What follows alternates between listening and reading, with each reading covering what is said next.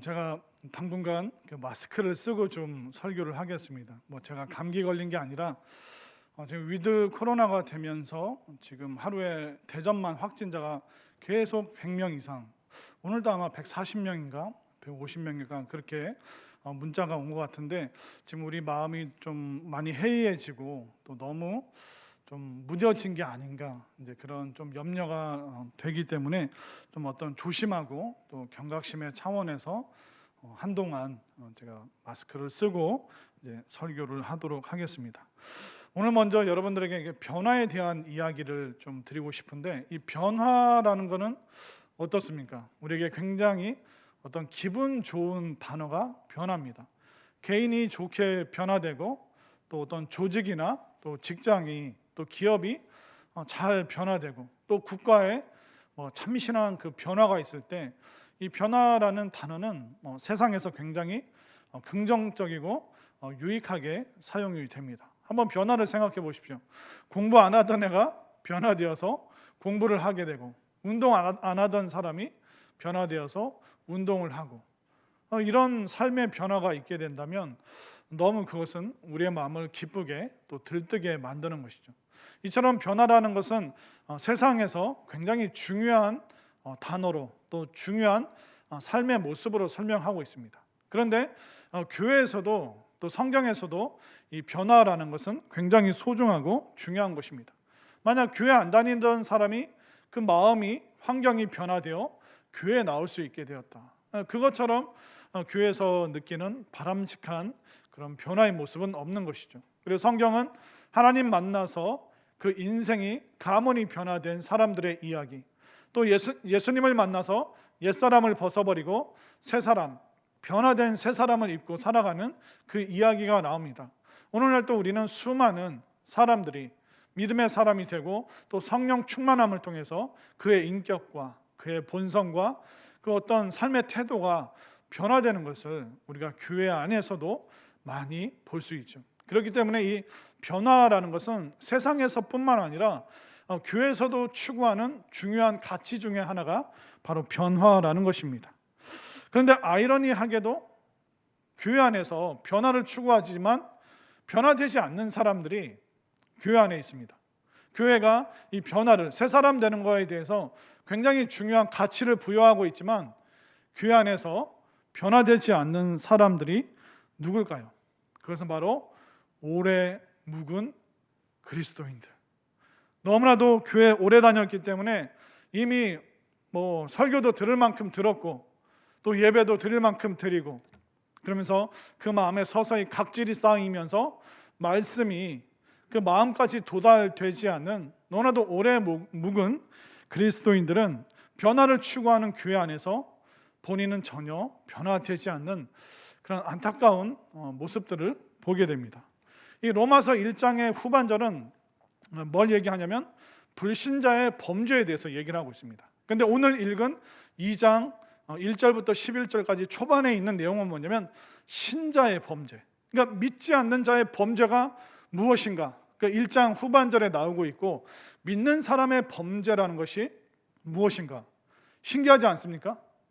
믿음의 사람은 그 죄를 사함받고 이제 교회 공동체 안에서 신앙생활 하는데, 사도 바울이 말하고 있는 것은 뭐냐면, 오늘 본문에서 말하는 건 뭐냐면 불신자의 범죄가 아니라 믿음의 사람들, 성도들, 그리스도인들 중에도 그 삶의 태도가 범죄와 같은 지독한 함정에 빠질 그 위험에 사로잡힌 사람들이 있다. 그것은 바로 오래 묵은 그리스도인이라고 얘기하는데, 다른 말로 하면 자칭 믿음이 좋다고 하는 자칭 의인인 사람들이 교회 안에서 많은 범죄에 어떤 앞장서는 그런 좋지 않은 일을 하게 됩니다. 자칭 의인, 그러니까 사람들 보기에, 하나님 보시기에 그 사람은 의롭지 않은데 스스로 의롭다고 생각하는 거예요. 좀 우리 교회 사람들, 세상 사람들 나만큼만 좀 살으라 그래, 이런 마음을 갖고 있는 사람들이 바로 자칭 의인, 스스로 의롭다라고 여기는 사람들입니다. 근데 이런 자칭 의인의 특징이 뭐냐면 하나님 말씀을 자기에게는 적용을 안 시켜요. 누구에게 적용할까요? 남에게. 저 말씀은 저 사람이 들어야 되는데. 제가 예전에 그 사랑과 어떤 섬김에 대한 설교를 했는데, 어떤 여자 집사님이 이제 설교 끝나고 이제 인사하면서 목사님, 오늘 제가 은혜 받긴 했는데 오늘 말씀은 우리 남편 김 집사가 들어야 되는데 속상해 죽겠어요. 오늘 또 교회 안 왔어요. 우리 남편이 들어야 되는데 하면서 종종 가시더라고요. 제가 뒷모습을 보면서, 집사님, 저는 아내 되시는 여자 집사님이 들으라고 이 설교를 한 건데요. 자칭 의인은 그런 실수를 하게 됩니다. 그 말씀을 누가 들어야 되는데, 저 사람이 들어야 되는데, 그 사람이 들어야 되고, 이 사람이 들어야 되는데 자꾸 말씀을 엉뚱하게 남에게 적용하는 사람들이 바로 자칭 의인이라고 하는 사람들입니다. 그러면 이렇게 스스로 의롭게 생각하면서 말씀을 듣는 사람들에게는 무슨 문제가 생기냐면, 남편은 아내를 사랑하고 또 아내는 남편에게 순종하라, 이 말씀을 자기에게 적용 안 시키고 남편과 아내에게 적용시키면 어떻게 됩니까? 거룩한 하나님의 말씀이 부부싸움의 불씨가 되어버리는 거예요. 제가 보면 되는 집이 있고 안 되는 집이 있어요. 되는 집안이 있고 안 되는 집안이 있어요. 안 되는 집안은 왜 그럴까요? 아내가 남편에게 막 따집니다. 여보, 오늘 설교 말씀 들었잖아. 남편들이여, 아내 사랑하기를 그리스도께서 교회를 사랑하듯이 지금 당신이 하는 이 태도가 지금 아내를 사랑하는 거야? 막 이렇게 말을 합니다. 그럼 남편은 가만히 있나요? 남편도 막 버럭 화를 내죠. 분명히 오늘 말씀에 아내들이여 남편에게 복종하라, 남편에게 순종하라고 했는데 지금 당신의 모습을 보니 순종하는 기미가 하나도 안 보이는데, 제가 연기를 너무 좀 실감나게 했죠. 안 되는 집은 말씀을 누구에게 적용시켜요? 상대방에게, 애들에게, 다른 사람들에게 계속 적용을 합니다. 그러나 되는 집은 어떻습니까? 되는 집안은 그 말씀을 나에게 적용시키는 거예요. 여보, 너무 미안해. 오늘 말씀 들으니까 내가 그 말씀대로 당신을 사랑하지 못했음을 내가 회개하고 너무 미안하게 생각해. 아니에요 여보, 내가 당신을 더 존중하고 당신의 의견을 들어주고 당신을 더 귀한 집안의 제사장으로 여겨야 되는데 내가 늘 당신을 무시했던 것 같아요. 여보, 미안해요. 그렇기 때문에 안 되는 집은 계속 상대방에게 문제가 있다고 말합니다. 그러나 되는 집안은 어떻습니까? 미안합니다. 나에게 허물이 있습니다. 나에게 죄가 있습니다. 내 잘못이고 내 실수입니다. 그런 집안은 되는 집안이죠. 그렇기 때문에 여러분들 명심하셔야 됩니다. 말씀을 나에게 적용시켜야지, 그 말씀을 통해서 내가 변화하려고 해야지, 저 말씀은 누가 들어야 되는데, 이 사람이 들어야 되는데, 저 사람이 들어야 되는데, 그런 사람은 자칭 의인인 거예요. 모든 설교 말씀은 누구를 위해서 지금 하나님께서 주고 계십니까? 바로 여러분들 한 사람 한 사람, 바로 나를 위해서 하나님께서 말씀을 주시는데, 자꾸 옆에 있는 신랑, 앞에 앉아있는 아내, 우리 구역장이 들으셔야 돼요, 우리 권사님이 들어야 돼요.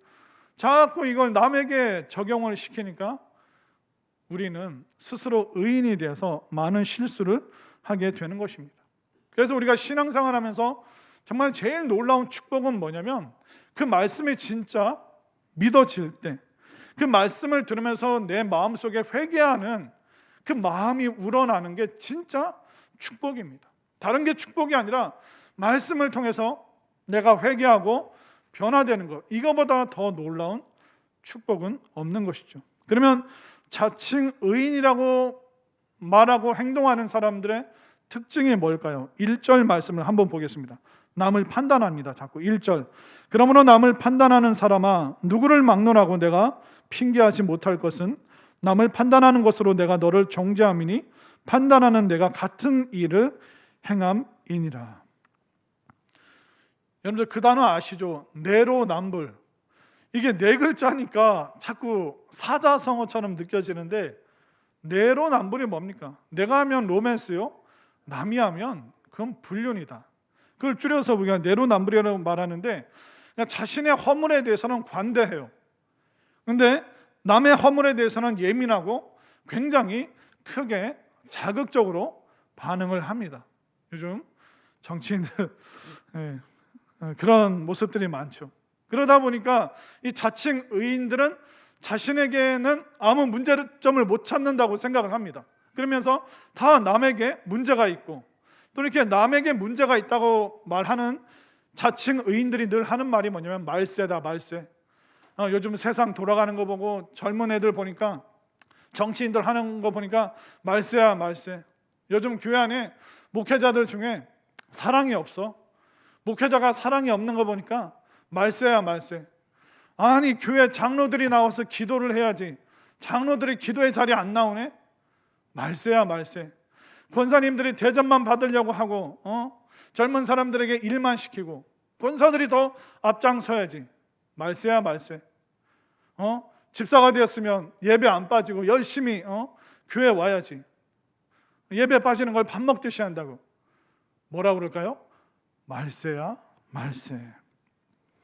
그러니까 남을 판단하는 자칭 그 의인들이 탄식을 합니다. 말세라고. 근데 그 말세라고 하는 그 내용 중에 아무리 찾아봐도 자신의 죄로 인해서, 나로 인해서 말세라는 그런 표현을 절대로 안 합니다. 남들 때문에, 누구 때문에, 목사님 때문에, 장로님 때문에, 정치인들 때문에, 우리는 계속 그들 때문에 말세라고 얘기하지, 나 자신은 아무 문제가 없다고, 나에게는 허물이 없고, 정치인들도 교회 다니는 사람들도 제발 나만큼만 좀 살아라, 혼자 그런 생각하고 있는 사람들이 교회 안에서 지독하게 위험한 사람이고, 조금 더 변화되지 않은 너무나도 오래 묵은 굳은 살이 배긴, 변화는 조금처럼 찾아볼 수 없는 신자의 범죄를 지금 저지르고 있는 것입니다. 나는 의인인데 왜 저렇게 사람들은 잘못 살아갈까? 그게 얼마나 무서운 범죄인 것을 우리는 알아야 됩니다. 우리는 무엇을 말세라고 느껴야 될까요? 내가 구역장인데, 내가 교회 교사인데, 내가 찬양하는 사람이고, 내가 새가족을 돌보는 사람인데, 나는 왜 이렇게 돈에 욕심이 많지? 나는 그리스도인이라고 말하면서도 나는 조금 더 겸손하지 않고, 나는 기도해야 되는데 집안에 기도거리가 산적했는데도 나는 도무지 기도할 생각을 안 하고, 전도와 선교의 일에는 한 번도 나는 참여를 안 하고, 말씀대로 순종하지 않고, 나로 인해서 이 세상이 지금 말세구나, 말세. 자기 자신에 대해서 안타까워하고 회개하고 본인의 그 죄성으로 인해서 말세라고 느끼는 사람들이 어떻게 보면 이게 가장 정상적인 그리스도인이라고 할 수 있는 것입니다. 그러면 이 자칭 의인이라고 말하는 사람들의 또 다른 특징은 뭘까요? 그것은 바로 고집과 회개하지 않는 마음이 가득합니다. 자, 5절 말씀을 한번 보겠습니다. 5절 말씀 함께 읽겠습니다. 시작. 다만 내 고집과 회개하지 아니한 마음을 따라 진노의 날 곧 하나님의 의로우신 심판이 나타나는 그날에 이 말 진노를 내게 쌓는도다. 그러니까 자칭 의인들은 고집스럽습니다. 뭐에 고집스럽냐면 그들은 회개하지 않아요. 남이 회개해야지. 나처럼 교회 오래 다니고 나처럼 교회 일 잘하고 나처럼 훌륭한 사람이 어디 있어. 저 사람들이 나를 뺀 나머지 다 회개해야지. 나는 아무리 살펴봐도 나는 회개할 게 없는데. 그것이 바로 자칭 의인이라고 말하는 사람들의 고집과 회개하지 않는 모습입니다. 성경에 보면 택함받은 백성들이 있고 버림받은 백성들이 있습니다. 안타깝지만 분명히 성경은 늘 양과 염소로 나누듯이 구원과 심판, 천국과 지옥, 그렇게 두 개로 이 세상이 나눠지는 것처럼 택함받은 백성이 있고 버림받은 백성이 있다고 말하고 있습니다. 그러니까 택함받은 백성의 특징은 뭐냐면 하나님께 혼나잖아요. 그럼 바로 납작 엎드려서 회개합니다. 그런데 버림받은 백성들, 그 자칭 의인이라고 하는 사람들은 하나님께 혼나면 혼날수록 더 고집스럽고 마음이 강팍해집니다. 성경에 보면 애굽의 바로는 어땠습니까? 10개의 재앙이 계속 연속적으로 내리고 있음에도 불구하고 그는 고집스러웠습니다. 하나님 앞에 회개한다고 말해놓고 회개하지 않았습니다. 이스라엘 백성들을 놔준다고 하면서도 그 말을 바꿔버립니다. 뒤집어 버립니다. 바로는 고집스럽게 지독하게도 마음이 강팍하고 회개하지 않았습니다. 그래서 성경에서는 다른 표현으로 뭐라고 말하냐면 하나님이 바로를 강팍하게 만드셨다. 그러니까 바로가 스스로 강팍해졌다기보다 오히려 성경은 다른 표현으로 하나님께서 바로의 마음을 강팍하게 하사, 그 말은 뭐냐면 하나님께서 완벽하게 그를 망하게 하실 것이다. 구원받지 못한 버림받은 백성이기 때문에 고집스럽고 회개하지 않기 때문에 그 죄를 계속 쌓고 있기 때문에 결국 바로는 어떤 존재가 됩니까? 버림받은 사람이 되는 것이고, 혼나면 혼날수록 더 고집스럽고 강팍해지기 때문에 결국 진노의 날 그는 피할 수 없는 악인이 되어 있는 것입니다. 그래서 버림받은 사람들, 조금 위험한 발언이지만 교회 안에서 스스로 의롭다고 의인인 그 행세를 하고 자칭 의인이라고 생각하는 사람은 점점 상황이 심해지고 어려워져도 회개하지 않고 발버둥을 칩니다. 안 좋은 말로 발악을 하는 거죠. 기도를 안 합니다. 회개를 안 합니다. 하나님께 잘못했다고 싹싹 빌어야 되는데 빌지를 않아요. 내가 뭘 잘못했냐? 내가 국가를 위해서, 우리 가족을 위해서, 내가 교회를 위해서 했지. 끝까지 회개하지 않는 모습이 바로 자칭 의인들이 갖고 있는 너무너무 무서운 죄의 모습을 보여주고 있다라고 사도 바울은 말하고 있습니다. 그러면 이렇게 회개해야 하지 않는 고집스러운 자칭 의인들의 결과가 뭘까요? 자, 9절 말씀 함께 읽겠습니다. 9절 말씀 시작. 악을 행하는 각 사람의 영에는 환난과 공고가 있으리니 먼저는 유대인에게요 그리고 헬라인에게며. 그러니까 회개하지 않는 그 악한 마음을 갖고 있는 사람에게는 그 영혼의 환난과 곤고, 나중이 아니라 회개하지 않으면 이 땅에서도 결코 유대인이든 헬라인이든 현재를 살아가는 그 사람들이 결코 안전하지 않다. 안전하지 않을 뿐만 아니라 마음의 평강이 없는 거예요. 회개하지 않는 사람, 자칭 의인이라고 말하고 남에게만 자꾸 말씀을 적용시키는 사람들은 환난과 곤고가 있습니다. 왜? 스스로 의롭다 생각하기 때문에 남을 보면서 가만히 있는 것이 아니라 시기, 질투, 미움, 못마땅, 정죄, 계속 그런 말만 하고 그런 말만 생산을 해내기 때문에 그 마음 속에 쉼이 없는 거예요. 그 마음에 평강이 없는 것입니다. 우리가 신앙생활을 하면 할수록 우리 신앙의 연조가 길어지면 길어질수록 어떠해야 됩니까? 더 순종해야 됩니다. 더 겸손해져야 되고 더 빨리 우리가 회개를 해야 됩니다. 근데 희한하게도 우리가 연조가 길어지면 마치 내가 예수님보다 한 수 위라고 생각하는 사람들이 너무 많습니다. 무섭습니다. 두렵습니다. 솔직히 말해서 같이 있기 너무 불편하더라고요. 어떻게 본인을 예수님보다 한 수 위라고 생각하는지, 그 지독한 교만, 그 지독하게도 변화되지 않는 그 강팍한 마음, 너무 무섭습니다. 분명히 옳은 길이 있고 바른 길이 있어서 그것을 제안을 해도 안 따릅니다. 그래서 교회 내에 있는 이 신자의 이 범죄, 스스로 의롭다 생각하고 자칭 의인이라고 생각하는 이 삶의 태도가 얼마나 무시무시한 범죄인지, 단순히 여러분들을 겁주려고 하는 것이 아니라 성경이 말하고 있잖아요.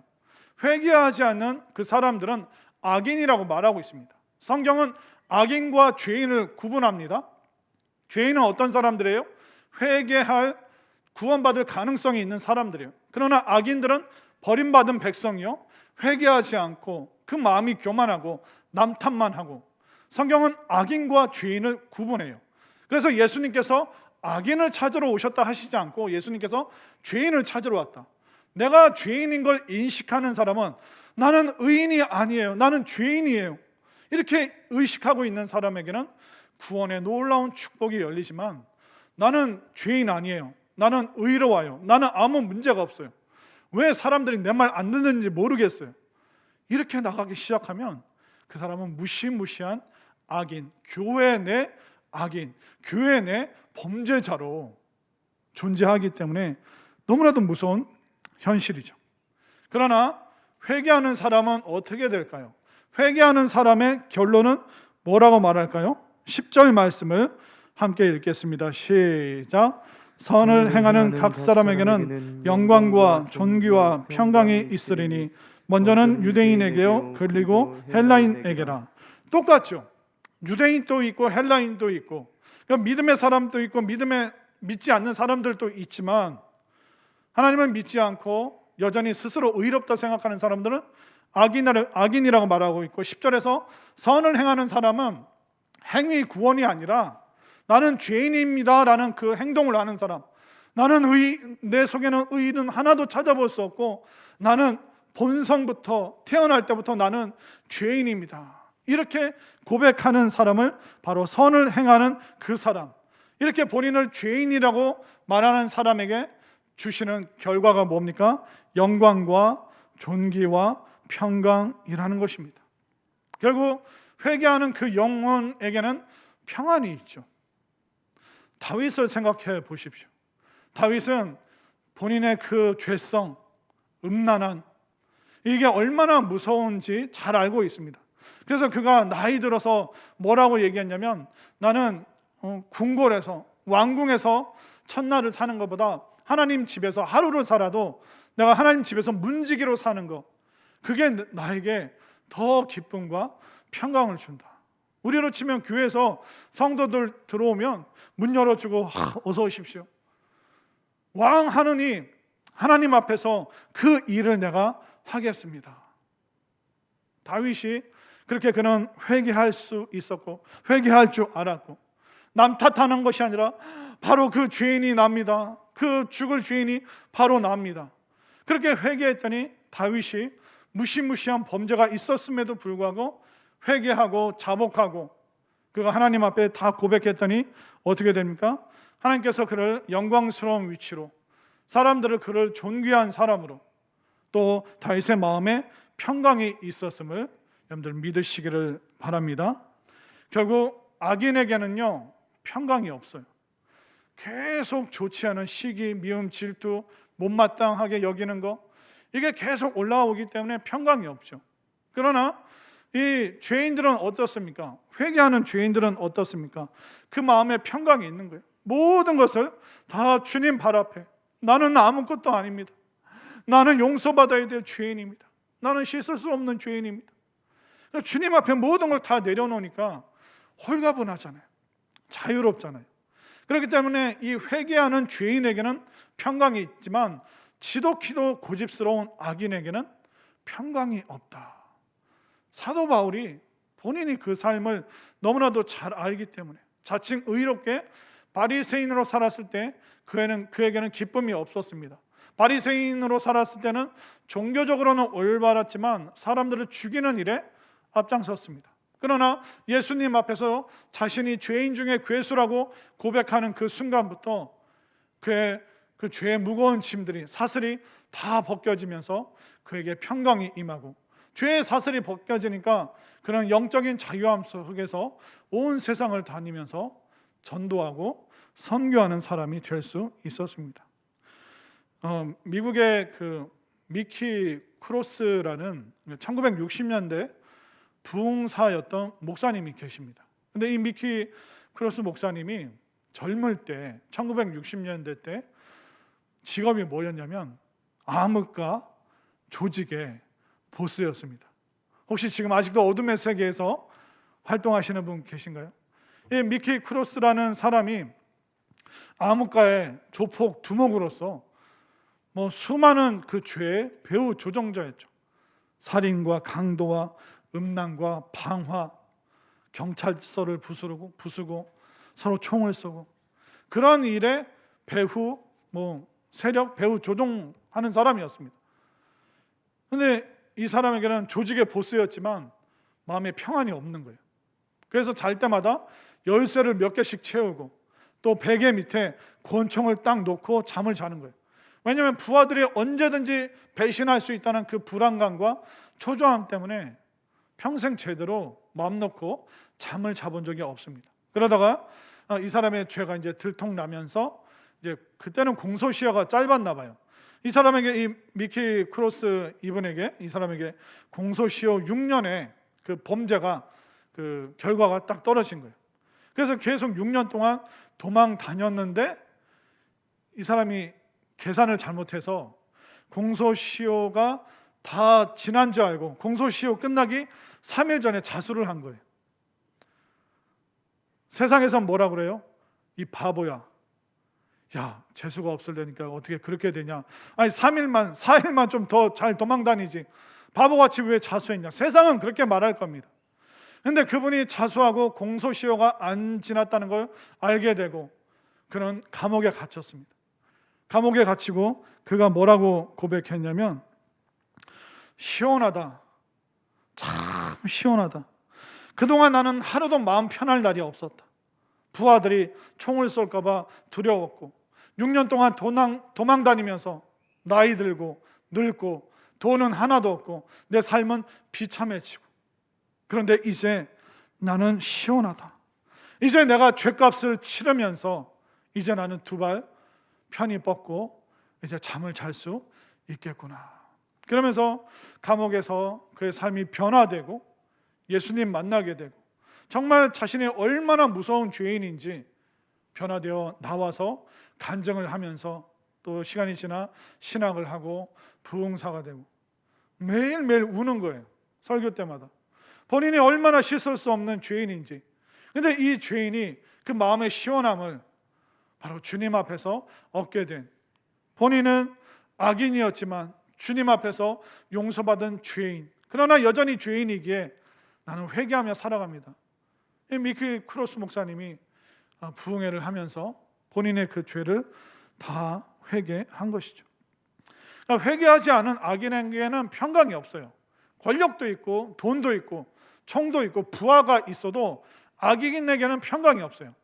그러나 총도 없고 부하도 없고 권세도 없고 돈도 없지만, 그러나 회개한 그 죄인에게는 평강이 있음을 믿으시길 바랍니다. 이게 진짜 변화된 삶이라는 것입니다. 불신자의 범죄, 믿지 않는 그 죄 너무 무섭습니다. 그러나 사도 바울이 오늘 말하고 있는 것은 뭐냐면, 교회 내 믿음의 사람들 중에 자칭 의인이라고 하는 사람들이 얼마나 많이 남을 판단했고 말씀을 남에게 적용시키고 얼마나 그들은 고집스럽게 난 회개할 게 없다, 나만큼만 좀 하라고 그래. 그 마음의 태도가 얼마나 무서운 그 악인의 위치에 있는 것인지 오늘 사도 바울은 너무나도 극명하게 우리에게 설명하고 있습니다. 저는 여러분들에게 묻고 싶습니다. 여러분들은 누굽니까? 도대체 여러분들은 교회 안에서 누굽니까? 여러분들 오래 묵은 자칭 의인 아닙니까? 오래 다녔기 때문에 무감각해지고 수많은 예배를 드렸기 때문에 설교를 들었기 때문에 대충 그 내용만 들어도 다 아는, 목사님보다 한 수 위, 예수님보다 한 수 위, 내가 인생에 대해서 마치 다 아는 것처럼 그렇게 우리가 생활하고 그런 태도를 갖고 있다면 바로 2장에서 말하고 있는 무시무시한 성도의 불신의 범죄를 지금 우리는 저지르고 있는 것입니다. 말씀을 남에게만 적용하셨습니까? 그 굉장히 위험한 것입니다. 순종할 마음은 전혀 없이 그냥 굳은 살 박힌 그대로 아무리 회개의 말씀을 들어도 눈 하나 깜짝하지 않고 있다면 여러분들은 굉장히 지금 위험한 상황 가운데 놓여 있는 것입니다. 말씀을 남에게 적용시키지 말고 여러분들 자신에게 꼭 적용하시기 바랍니다. 남의 삶을 보고 말세라고 하지 말고 기도하지 않는 내 모습, 전도와 선교에 대해서 무감각한, 무관심한 내 모습, 이걸 보고 여러분들 말세라고 말하시기를 바랍니다. 회개하지 않는 영혼에게는 환난과 공고, 평강이 없습니다. 그러나 회개한 그 영혼에게는 하나님께서 영광과 존귀의 관을 씌워주실 뿐 아니라 이 땅 살아갈 때 그 마음에 평강의 강이 넘친다는 것을 꼭 믿으셔서 정말 우리 한 사람 한 사람이 자칭 의인이라는 그런 고집스러운 삶의 태도가 아니라 늘 나는 주님 앞에 용서받아야 되는 그 죄인이요, 이 말씀은 나를 향한 말씀이고 나는 회개의 자리에서 정말 눈물로 주님 앞에서 살아가는, 그리하여 그 말씀에 순종하는 사람이 되기로 결단할 수 있는 우리 모두가 될 수 있기를 간절히 소망합니다.